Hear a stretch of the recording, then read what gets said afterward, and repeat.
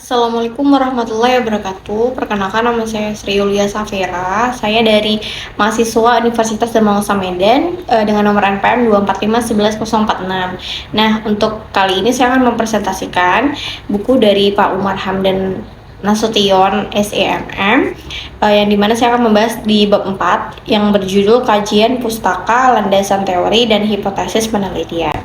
Nah, yang pertama saya akan membahas tentang kajian pustaka, yang dimana kajian pustaka ini adalah penelusuran penelitian yang terdahulu yang relevan, menjadi dasar dalam memahami masalah penelitian, dan membantu menentukan teori yang digunakan, berisi penelitian terdahulu, landasan teori. Kajian pustaka ini bisa membantu peneliti memahami perkembangan penelitian yang sudah ada. Nah, untuk selanjutnya saya akan membahas tentang manfaat kajian pustaka, yang dimana yang pertama itu ada menghindari penelitian yang sama atau duplikasi. Yang kedua, menambah wawasan mengenai penelitian sebelumnya. Yang ketiga, menentukan arah penelitian. Yang keempat, membantu memilih metode penelitian yang tepat. Dan yang terakhir, menunjukkan kebaharuan novelty penelitian. Nah, untuk selanjutnya, pengertian landasan teori, yang dimana landasan teori ini adalah merupakan kumpulan konsep dan teori yang digunakan sebagai dasar dalam menjelaskan fenomena penelitian.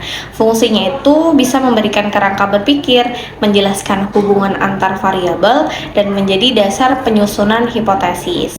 Fungsi dari teori dalam penelitian biasanya itu yang pertama membantu merumuskan hipotesis, yang kedua menentukan variabel dan indikator, dan yang ketiga membantu menganalisis data, dan yang keempat menjelaskan hasil penelitian, dan yang terakhir menghubungkan penelitian dengan penelitian terdahulu.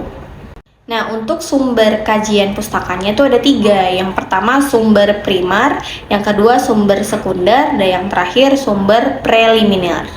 Untuk langkah-langkah menyusun kajian pustaka, itu yang pertama ditentukan dengan menentukan masalah penelitian. Yang kedua mencari sumber pustaka, dan yang ketiga membaca sumber primer. Dan yang keempat mengorganisasi informasi, dan yang terakhir menulis kajian pustaka. Nah, untuk landasan teori pada penelitian itu ada 2. Yang pertama penelitian kuantitatif sebagai dasar hipotesis, menentukan variabel dan menguji hubungan antar variabel. Dan yang kedua penelitian kualitatif, yang dimana ini bisa sebagai panduan memahami fenomena dan membantu proses pengumpulan data, dan dia tuh bersifat lebih fleksibel. Nah, kita bahas ke hipotesis, yang dimana hipotesis ini adalah jawaban sementara terhadap rumusan masalah yang masih harus dibuktikan melalui penelitian. Biasanya tuh karakteristiknya itu yang pertama berdasarkan teori, dapat diuji, dan bersifat sementara.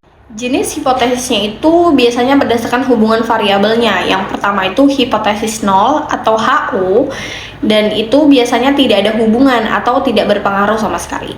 Nah, yang kedua hipotesis alternatif yang disebut dengan H1, yang dimana ada hubungan atau berpengaruh.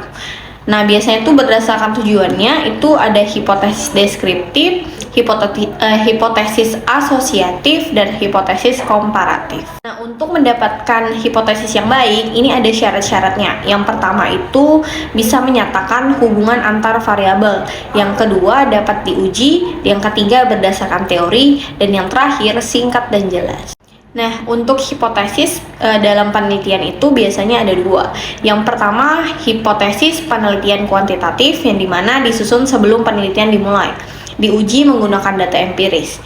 Dan yang kedua, penelitian kualitatif, yang dimana dibangun selama penelitian yang berlangsung dan tidak selalu diuji secara statistik. Nah, untuk kesimpulan dari presentasi saya kali ini, yang dimana kajian pustaka, landasan teori, dan hipotesis ini adalah merupakan 3 komponen yang sangat penting yang saling berkaitan dalam suatu penelitian. Kajian pustaka berfungsi untuk menelaah penelitian terdahulu yang relevan sehingga peneliti dapat memperoleh informasi, menghindari duplikasi penelitian, serta menemukan kebaruan penelitian yang akan dilakukan. Landasan teori tadi menjadi dasar konseptual yang memberikan arah, kerangka berpikir, serta membantu peneliti dalam merumuskan variabel, menyusun hipotesis, menginterpretasi data, dan menjelaskan hasil penelitian. Nah, sekian dari presentasi saya kali ini. Saya ucapkan terima kasih. Assalamualaikum warahmatullahi wabarakatuh.